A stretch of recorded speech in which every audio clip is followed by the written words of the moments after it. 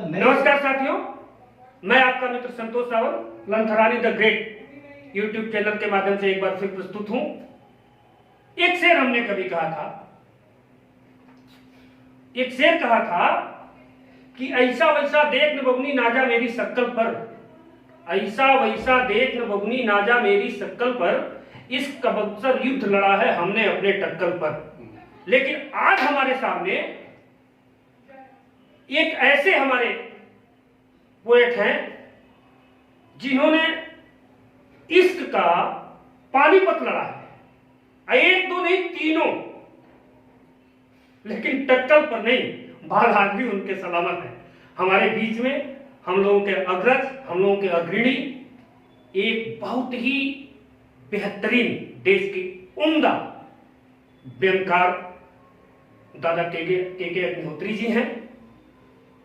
और किसी भी बात में हास्य पैदा कर देना, हास्य करते करते व्यंग की उत्पत्ति कर देना, उनके दाएं और बाएं हाथ का खेल है। आज हमारे बीच में है, आप लोग सुनिए दादा के अग्निहोत्री जी, स्वागत है आपका। नमस्कार, लंथरानी के दर्शकों को मेरा नमस्कार।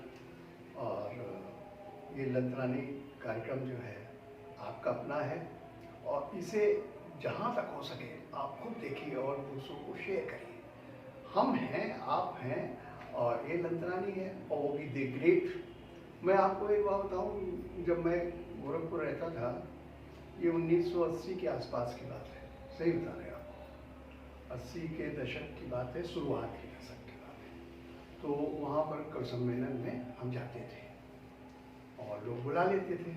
और बुला क्या लेते थे, पैसा कम लेते थे, इसलिए बुला लेते थे। सच है ये।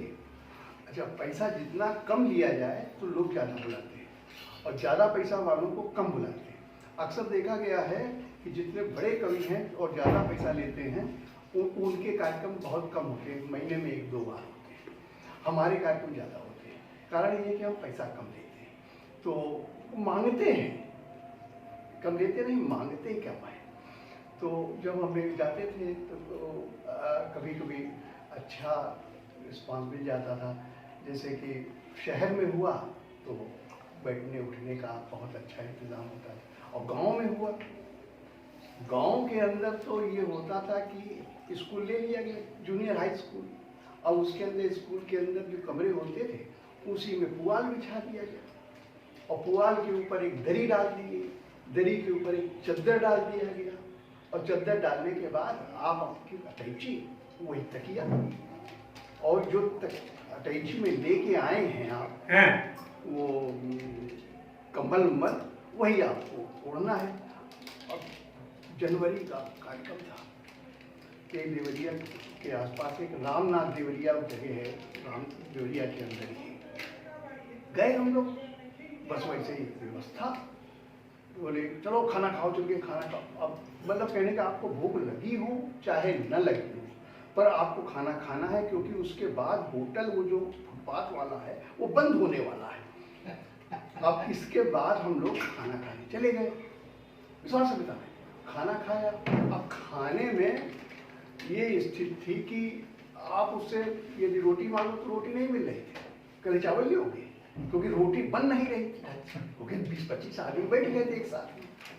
अब वहाँ पे खैर किसी तरह से भोजन करने के बाद हम लोग सीधे, न कपड़े बदलने हैं न कुछ करना है, जो पहने हैं वही बहुत अच्छा है, और हम लोग मंच पे चले जाते थे। और मंच में भाई साहब क्या जमाना था, लोग आके नीचे बैठ जाते, कंबल ओढ़े हुए, कोई रजाई ओढ़े हुए, और वो दरी में बैठे हुए हैं, और वो भी नीचे पुआल वो डाल दिया जाता होगा, उसी बैठ करके सुनते थे। और ये समझिए कि जो पढ़ लेता था वो जा करके थोड़ी देर सो लेता था जाके पीछे, और फिर चला आता था। इस तरह से 3 बजे तक कार्यक्रम हुआ सुबह। अब ठंडक, भयंकर ठंडक, वहाँ चाय मांगो तो कहीं चाय है ही नहीं, 3 बजे कौन देगा। वो कह रहा है कि दूध अभी नहीं आया, होटल वाला कह रहे दूध 7 बजे आएगा तब आपको चाय मिलेगी। अब हम लोग बड़े परेशान कि चाय वाय मिल जाए, तो ये है कि हम गाड़ी वाड़ी पकड़ लें अपने घर जाए, चाय बनवाओ भाई। अब ये हुई तो विश्वास, ये बिल्कुल सही घटना है ये भी हुआ कि 3 बजे के बाद हम लोगों ने कहा जो कुछ भी मिलना, पहले 150 रुपया 300 रुपया ऐसे लोग मिलते थे, उसी में बड़े प्रसन्न होते थे लोग।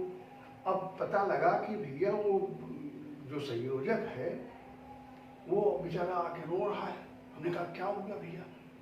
कहीं वो हमारा कोसा ढक्के गए बोल गया, अब पैसे नहीं, अब कहाँ से हम आपको दें? और विश्वास माने हम लोग अपने पैसे से गए थे और अपने पैसे से लौट के आए। यही इसी को भाई साहब आप लगता है। क्या बात है, क्या बात है। यही है जो लंतरानी द ग्रेट है। अब इसको सच मान लोगे हाँ, तो अब धोखा खा जाओ। यदि आपने थोड़ा सा लंतरानी मानी तो आप समझे निश्चित रूप से लंतरानी ग्रेट नहीं है, आप ग्रेट हो। नमस्कार।